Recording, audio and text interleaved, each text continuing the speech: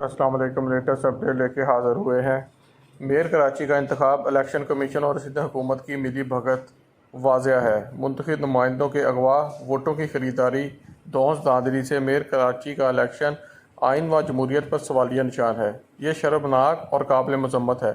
अमीर जमात इस्लामी सराजुल हक का ट्वीट। सराजुल हक ने मेयर कराची के इंतखाबात के हवाले से कहा कि इलेक्शन कमीशन और सिंध हुकूमत की मिली भगत भी वाज़ह है।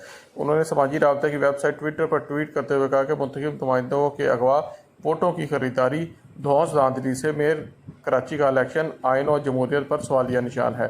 अगर जमहूरियत को इस तरह मुसलसल मजाक बनाया जाएगा तो इस पर लोगों को रहा सहा एतबार भी ख़त्म हो जाएगा। सराजुल हक ने मज़ीद कहा कि इलेक्शन कमीशन और सिंध हुकूमत की मिली भगत भी वाज़ह है। बल्दियाती और मेयर इलेक्शन में इसने सिंध हुकूमत की तफैली इदारा का किरदार अदा किया।